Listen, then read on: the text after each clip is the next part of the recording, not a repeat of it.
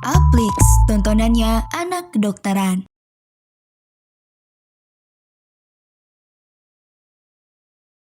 E-learning kali ini.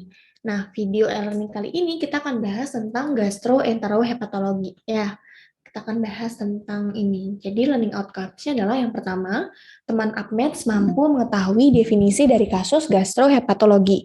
Kemudian, yang kedua adalah mengetahui gejala dan tanda dari kasus gastroenterohepatologi dan terapi dari kasus gastroenterohepatologi. Adapun outline yang akan kita bahas, yang pertama tentang sindrom dispepsia, kemudian yang kedua tentang GERD, kemudian yang ketiga tentang hepatitis, dan intoleransi laktosa dan alergi susu sapi. Kita akan bahas dari sindrom dispepsia dulu, ya. Nah, apa itu sindrom dispepsia? Jadi, sindrom dispepsia adalah suatu kumpulan gejala adanya rasa tidak nyaman seperti rasa nyeri maupun rasa terbakar di epigastrium, ya. Kemudian ada rasa begah, kemudian cepat kenyang dan kembung pada saluran cerna atas, ya.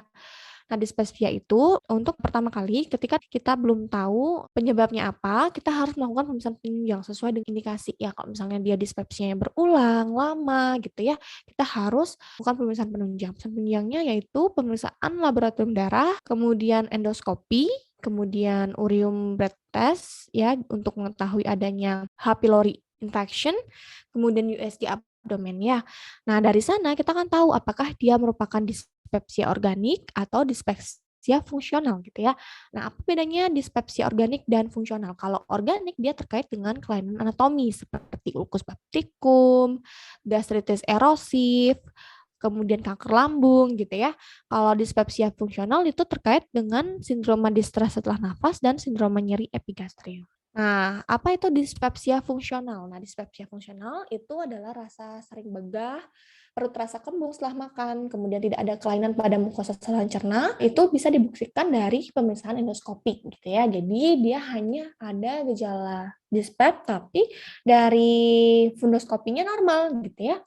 Nah, kapan kita bisa katakan dia mengalami dispepsia fungsional? Apabila dia terpenuhi minimal satu dari gejala berikut. Ya, yang pertama ada nyeri atau rasa tidak nyaman di epigastrium, kemudian rasa terbakar di epigastrium, kemudian ada sensasi cepat kenyang, ya, rasa perut penuh setelah makan, dan tidak ada kelainan organik yang dapat menjelaskan keluhan pasien. Nah, itu kita bisa katakan dia mengalami dispepsia fungsional. Nah, nanti dispepsia fungsional itu bagi dua, ada sindrom distress postprandial dan sindrom nyeri epigastrik. Bedanya apa? Kalau sindrom distress postprandial itu rasa cepat kenyang dan penuh setelah makan yang sangat mengganggu, ya, mual atau bersendawa, atau misalnya dia bisa juga nyeri di epigastriumnya. Ya, nah itu pokoknya dia setelah makan, yang khasnya setelah makan, dan frekuensinya beberapa kali setiap minggu. Nah, baru kita bisa katakan sindrom distress postprandial. Sedangkan sindrom nyeri epigastrik itu nyerinya intermittent, hanya di epigastrium, minimal 1 kali per minggu, tidak membaik dengan BAB maupun flatus, dan dapat muncul ataupun membaik dengan makanan maupun puasa, gitu ya. Tata laksana dispepsia fungsional adalah pertama, ketika kita ketemu pasien gejala dispepsia, ya kita harus mengeksklusi dulu penyebab organiknya. Dengan cara apa? Dengan endoskopi, gitu ya. Nah, kalau misalnya ada tanda bahaya, ya tanda bahayanya misalnya dia ada penurunan berat badan, ya, kemudian usia tua, berlangsung lama, gitu ya. Nah, itu kita lakukan endoskopi. Ya, kalau misalnya tidak ada tanda bahaya, kita terapi empiris selama 2 minggu. Kalau responnya membaik, kita lanjutkan terapi, gitu ya. Nah, kalau misalnya dia tidak ada respon, kita lakukan endoskopi untuk membedakan apakah ini dispepsia fungsional maupun organik. Nah, untuk dispepsia fungsional, kita lakukan modifikasi diet ya. Misalnya harus rutin makan, kemudian hindari makanan yang terlalu asam, terlalu pedas, gitu ya. Terapinya sesuai gejala 4-8 minggu. Kalau misalnya respon membaik, hentikan terapi perlahan atau terapi sesuai kebutuhan. Jadi bila ada gejala saja. Kalau misalnya tidak berespon, coba berikan antidepresan atau ansiolítik dan rujuk agar tidak berulang. Nah, untuk tata laksana farmakologi dan non farmakologi, kalau farmakologinya itu dia menggunakan PPI, prokinetic bisa ditambah dengan PPI untuk yang distress postprandial. Sedangkan sindrom nyeri epigastrik itu pemberian PPI bisa ditambah dengan prokinetik dan sitoprotektor ya. Yang termasuk PPI itu adalah omeprazol ya 2 kali 20 mg atau lansoprazol atau pantoprazol ya. Alternatifnya bisa pemberian ranitidin ya 2 kali 150 mg atau antasida antasida doen gitu ya, antasida atau misalnya magnesium. Jadi itu untuk menurunkan pH lambung atau prokinetik, yang termasuk prokinetik adalah metoclopramid, domperidon gitu ya. Kalau sitoprotektif itu sukrafat contohnya. Non farmakologinya apa? Non farmakologi adalah modify diet gitu ya. Jadi makan lebih sering dengan porsi kecil. Kemudian hindari makan berlemak, pedas, atau asam. Oke, sekarang kita akan bahas tentang dispepsia organik gitu ya. Dispepsia organik itu ada 2 ya. Ada ulcus duodenum, ada ulcus gaster. Ya, penyebabnya bisa karena penggunaan jangka panjang NSAID atau karena infeksi H. pylori gitu ya. Nah, bedanya ulcus duodenum sama ulcus gaster adalah kalau ulcus duodenum dia akan membaik setelah makan, sedangkan ulcus gaster dia memberat setelah makan. Kemudian kalau duodenum dia akan disertai dengan nyeri memberat 3 sampai 4 jam setelah makan. Kemudian ketika perutnya mulai kosong, kemudian ada melena. Melena itu adalah BAB hitam ya atau BAB berwarna gelap.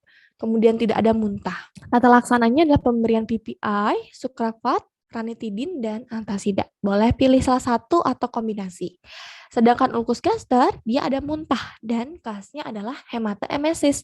Hematoemesis itu adalah muntah darah ya. Pengobatannya sama, yaitu pemberian PPI, sukrafat, ranitidin, antasida. Jadi bisa kombinasi juga. Nah, untuk obat-obatan dan cara kerjanya, untuk PPI dia fungsinya menurunkan sekresi asam lambung. Contohnya PPI adalah omeprazol, pantoprazol ya, lansoprazol gitu ya.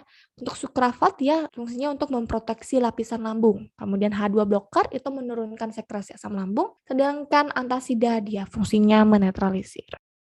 Oke, kita kuis dulu ya. Oke teman-teman, untuk jawab soal ini kalian bisa pause soalnya ya. Oke, kita akan bahas. Nyonya Susi berusia 27 tahun datang dengan keluhan rasa cepat kenyang dan penuh setelah makan yang sangat mengganggu. Keluhan disertai dengan rasa mual dan selalu ingin bersendawa. Gejala seperti ini sering dialami pasien dan dikatakan setiap minggu pasti muncul. Terapi yang tepat pada pasien ini adalah, untuk terapi sindrom distress postprandial yang paling tepat adalah pemberian metoclopramid. Nah, kita quick recap dulu untuk sindrom dispepsia. Ya, jadi ingat teman-teman, sindrom dispepsia adalah suatu kumpulan gejala adanya rasa tidak nyaman seperti rasa nyeri maupun rasa terbakar di epigastrium. Ada rasa begah juga, cepat kenyang, kembung pada saluran cerna atas. Kemudian nanti dibagi 2 untuk dispepsia. Ada dispepsia fungsional ya, yang tanpa kelainan organik, dan dispepsia organik, di mana terapinya itu hampir mirip, yaitu pemberian PPI, H2 blocker, sukrafat, antasida, dan prokinetik. Oke, nah next kita akan bahas tentang GERD ya, atau gastroesophageal reflux disease. Apa itu GERD? Ya, jadi GERD itu adalah suatu kondisi yang ditimbulkan oleh adanya reflux isi lambung ke dalam esofagus yang menyebabkan gejala atau komplikasi medis. Etiologinya apa? Etiologi GERD bisa karena kelainan anatomi, yaitu kelemahan di lower sphincter esofagialnya. Gejalanya berupa rasa terbakar pada epigastrium hingga dada, rasa asam di mulut, regurgitasi asam, ya, bersendawa, nyeri tenggorokan gitu ya. Kemudian pesan penunjangnya adalah dengan endoskopi. Nanti ketemu gambaran mucosal break ya. Nah, gejala alarmnya yang perlu kita waspadai pada GERD adalah 1, adanya disfagia, kemudian yang kedua adanya penurunan berat badan tanpa penyebab yang jelas, kemudian yang ketiga ada perdarahan gastrointestinal tract, kemudian yang keempat itu ada odinofagia, kemudian yang kelima ada ADB atau anemia defisiensi besi, dan nyeri dada. Ya. Nah, tata laksana GERD itu apa? Tata laksananya berupa pemberian PPI yang pertama ya. PPI boleh dipilih omeprazol 2 kali 20 mg atau lansoprazol 2 kali 30 mg selama 7 sampai 14 hari ya. Bila ada perbaikan gejala ditegakkan sebagai GERD. Setelah diagnosis GERD-nya tegak, lanjutkan obat hingga 4 minggu ya. Bila tidak ada PPI, maka dapat diganti dengan 2 kali sehari simetidin atau ranitidin ya. Dosis PPI sendiri nanti ada omeprazol, pantoprazol, lansoprazol, esomeprazol, rabeprazol ya. Yang 20 itu omeprazol dan rabeprazol. Yang 30 lansoprazol, yang 40 itu panto dan esomeprazol. Ya, semuanya 2 kali sehari. Oke, kita kuis dulu tentang GERD ya.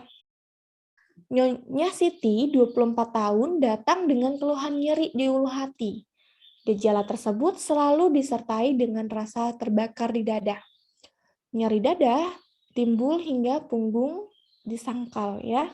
Kemudian pasien juga merasakan rasa asam atau pahit di mulut jika gejala sedang muncul. Pasien mengatakan terbiasa langsung berbaring sehabis makan. Pemeriksaan fisik didapatkan nyeritakan epigastriumnya positif. Apakah diagnosis Nyonya Sinti? Oke, jelas banget diagnosisnya adalah GERD ya. Ada rasa asam, kemudian ada kebiasaan berbaring setelah makan gitu ya. Dia GERD. Oke, kita quick recap dulu tentang GERD. Jadi GERD merupakan suatu kumpulan gejala akibat adanya reflux isi lambung ke dalam esofagus sehingga menimbulkan komplikasi medis. Etiologinya bisa karena kelemahan sphincter ya, lower esophageal, atau memang pasien memiliki kebiasaan yang kurang bagus, yaitu clue-nya adalah tidur setelah makan.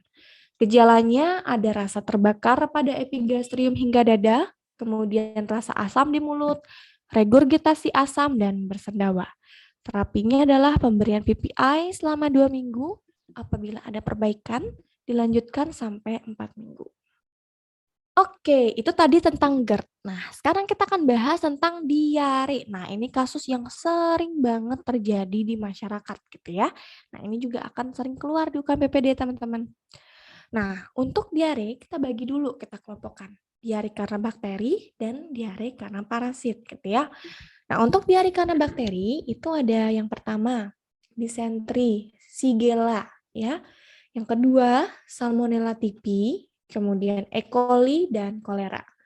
Nah, untuk disentri Shigella ya, itu nanti gejalanya adalah diare, lendir darah gitu ya, lendir darah, kemudian ada bau amis, pasiennya tampak dehidrasi, kemudian ada BAB cair lebih dari 10 kali sehari.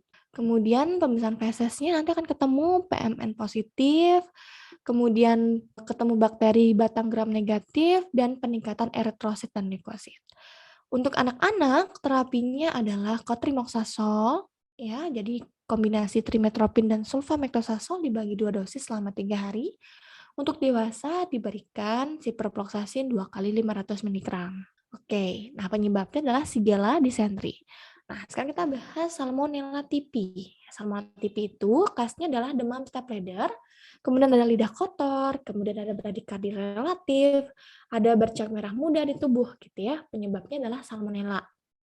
Dari pemeriksaan fisik, dari pemeriksaan feses kita akan ketemu IgM anti Salmonella yang positif, dari Widal testnya akan ada peningkatan titer O ya. Kemudian gold standarnya dengan kultur ya, bisa dari darah, bisa dari feses, bisa dari urin. Untuk tata laksana untuk anak kita diberikan chloramphenicol ya, jika berat digunakan cefixime. Kalau dewasa bisa pemberiannya chloramphenicol atau ciprofloxacin atau cefixime atau ceftriaxone.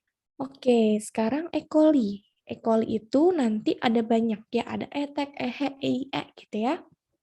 Nah, dia merupakan bakteri gram negatif ya. Dari pemeriksaan feses akan ketemu bakteri gram negatif, ketemu leukosit, kemudian kultur darah mengkonkinnya positif ya, dan positif dari fermentasi glukosa. Nah, untuk terapinya untuk anak-anak pemberian cotrimoxazole, dosisnya sama ya dengan disenteri Shigella. Kalau dewasa diberikan ciprofloxacin 2 kali 500 mg. Nah, kemudian kolera. Kolera itu gejalanya khas ya, diare berat dan berair ya. Penyebabnya adalah Vibrio cholera. Diarenya seperti air cucian beras, tidak ada tenesmus dan tampak dehidrasi. Dari perusahaan feses nanti ketemu gambaran vakuola berisi RBC ya. Untuk tata laksananya, untuk anak di atas 7 tahun itu diberikan tetrasiklin 50 mg per kgb per hari dibagi 4 dosis selama 2 sampai 3 hari. Untuk semua usia, pemberiannya adalah cotrimoxazole, dibagi 2 dosis selama 3 hari. Untuk dewasa, itu doxycycline bisa 1 kali 300 mg atau tetrasiklin 4 kali 500 mg. Oke, itu tadi tentang diare bakteri. Sekarang kita akan bahas tentang diare karena parasit gitu ya. Nah, itu ada disentri amuba, ada balantidiasis, ada giardia lamblia.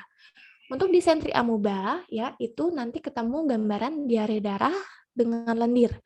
Kemudian etiologinya itu karena entamoeba histolitika. Khasnya adalah nanti BAB-nya bau busuk, tanpa dehidrasi, kemudian ada tenesmus, dan diarenya frekuensinya 6-8 kali. Makanya dibilang walking diarrhea.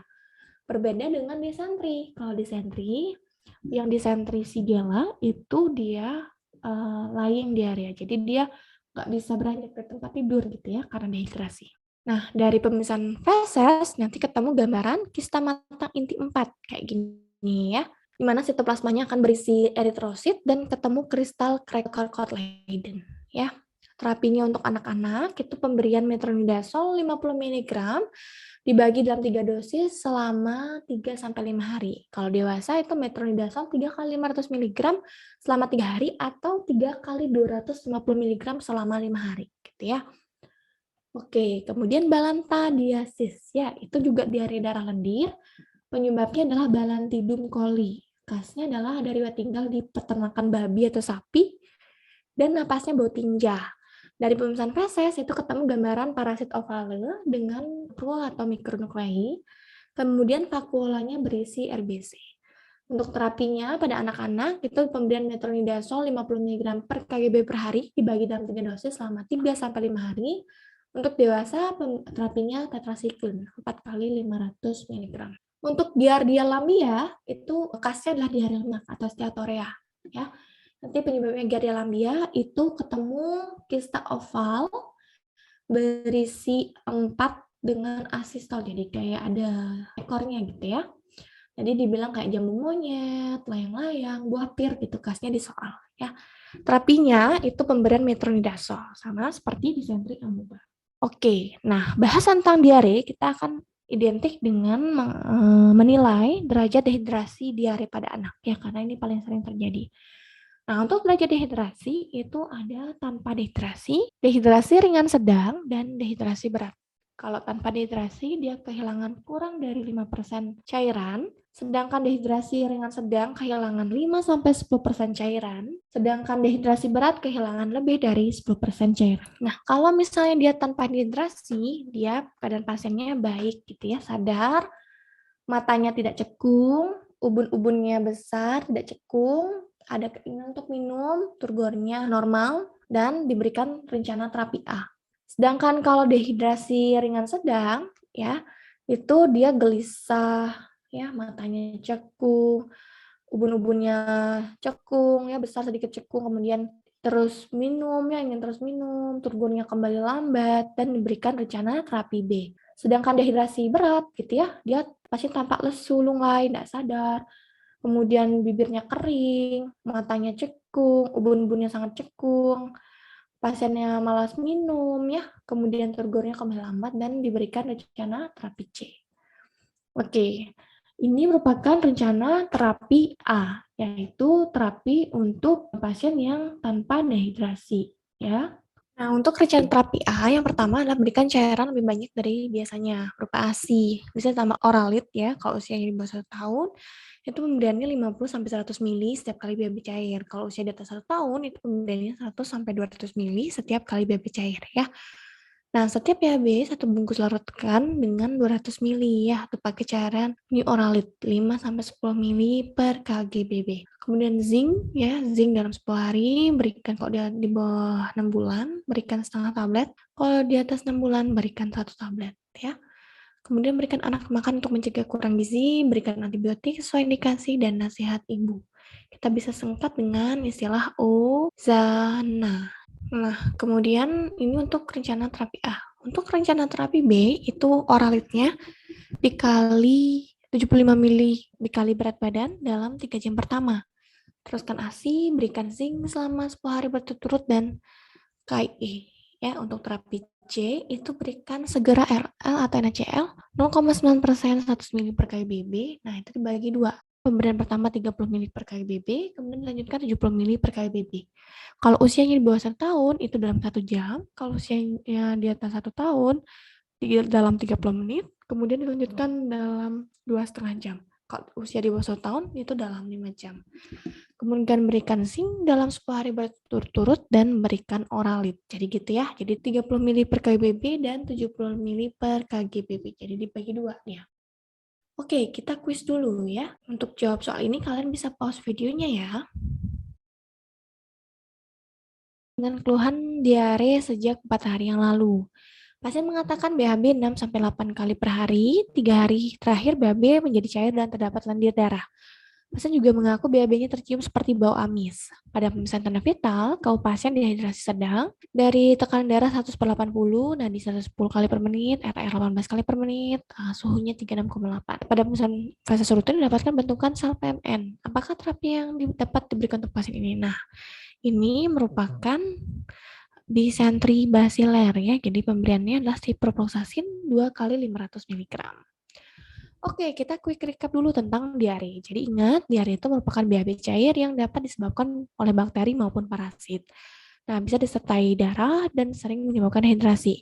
Yang paling penting untuk diare, selain pemberian antibiotik adalah terapi cairan, oralit, dan zinc. Kita bisa singkat sebagai OZANA. Oke, kita akan bahas tentang hepatitis. Untuk hepatitis, kita bagi dua, ya ada hepatitis A, kemudian hepatitis B, C, dan D ya. Kenapa dibedakan menjadi dua? Karena hepatitis A yang paling berbeda gitu ya. Kalau hepatitis A, gejalanya dia ada mual muntah, ikterus, kemudian ada nyeri perut, kemudian kencingnya seperti teh, dan ada riwayat konsumsi makanan sembarangan. Khasnya adalah infeksinya dialami secara berkelompok. Vaksinnya ada, tidak perlu bila pernah terinfeksi. Ya, terapinya terapi simptomatis, penularannya melalui fekal oral, ya, melalui makanan. Dan dapat sembuh sempurna. Sedangkan hepatitis B, C, dan D, dia itu permanen, dia tidak bisa sembuh sempurna. Gejalanya berupa ikterus dan hepatomegali, ya, vaksinnya ada. Nanti terapinya adalah pemberian antiviral, ya, berupa rabivirin, tenofovir, dan injeksi PEG interferon. Penularannya lewat darah dan hubungan seksual, ya, dan tidak dapat sembuh, namun dapat stabil atau memberat, gitu ya.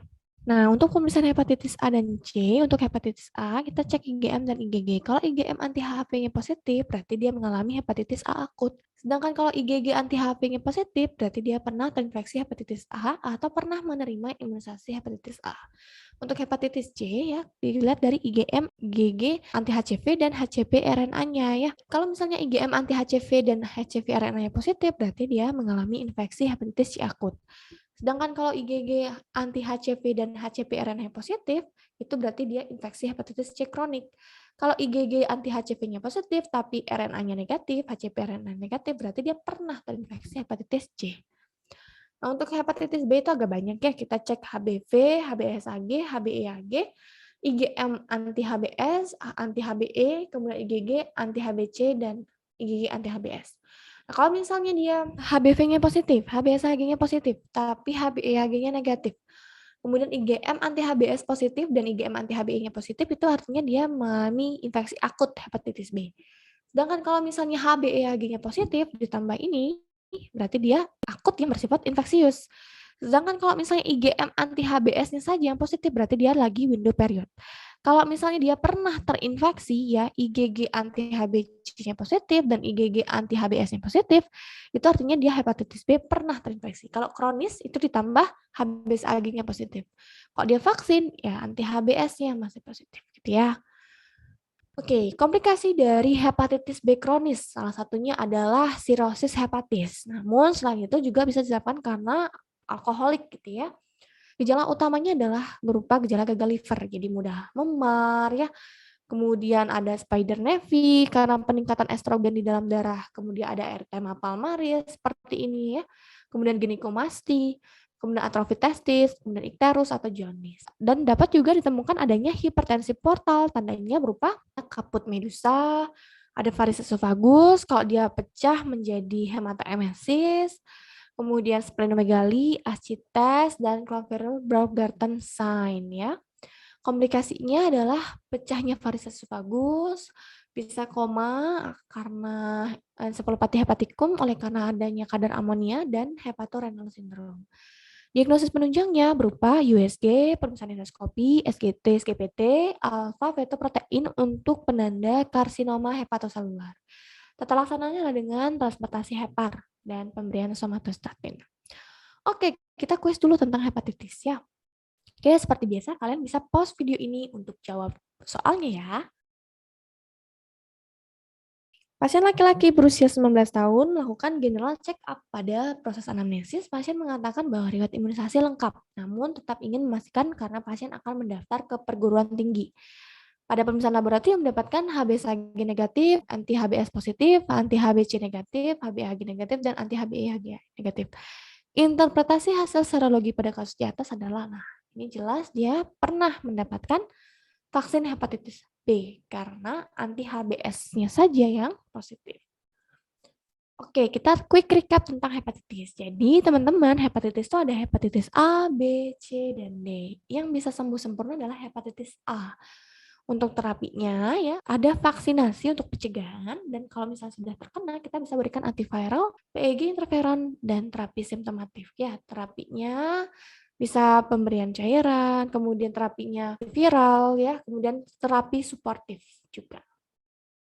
Oke, sekarang kita akan bahas tentang intoleransi laktosa dan alergi susu sapi. Nah, untuk intoleransi laktosa dan alergi susu sapi, ada pun perbedaannya, teman-teman. Kalau misalnya dia alergi susu sapi, itu akibat respon imun yang abnormal terhadap protein susu sapi. Artinya dia memang alergi terhadap susu sapi gitu ya. Sedangkan intoleransi laktosa itu akibat rendahnya kadar enzim laktase. Ya. Nah, kalau alergi susu sapi, dia gejalanya ya ada mual muntah, ada ruam kulit, ada diare gitu ya. Kemudian diagnosisnya adalah dengan food elimination and challenge. Untuk tata laksananya adalah hindari eliminasi protein susu sapi dari diet. Ya, diganti dengan susu soya atau terhidrolisa. Sedangkan intoleransi laktosa, ya, itu biasanya terjadi pada balita. Gejalanya berupa kembung, flatus, diare, ya, profus berbau asam, dan eritema perianal. Diagnosisnya dengan berat hidrogen test, ya, dia tidak perlu eliminasi produk susu. Kemudian lanjutkan ASI dan berikan susu formula bebas laktosa. Nah, kenapa seperti itu? Karena kalau terjadi laktasenya rendah, laktosa oleh bakteri akan dirubah menjadi dua, yaitu hidrogen dan CO2. Hidrogen akan menyebabkan eritema perianal, sedangkan CO2 akan menyebabkan kembung. Makanya gejalanya flatus dan eritema perianal. Oke, kita kuis dulu ya. Oke, untuk jawab soal ini, kalian bisa pause videonya. Oke, seorang anak usia 2 tahun dibawa ibunya ke puskesmas karena keluhan diare 2 hari terakhir. Menurut ibunya, diare dimulai saat ibu mulai mengganti ASI dengan susu formula sejak 1 minggu terakhir. Riwayat anak tidak pernah jajan sembarangan dan selalu makan masakan rumah. Keluhan muntah disangkal ibu. Ibu mengatakan diare anak berbau tidak enak. Pada pemeriksaan fisik ditemukan pasien kembung dan terdapat eritema perianal. Nah, terapinya apa? Nah, kalau udah ini berarti dia intoleransi laktosa. Berarti pemberian susu bebas laktosa jawabannya ya. Jadi ini ingat ya. Ada flatus, eritema perianal, profus berbau asam gitu ya. Oke, sekian untuk materi gastroenterohepatologi. Sampai jumpa di video e-learning selanjutnya. Bye-bye. Aplix, tontonannya anak kedokteran.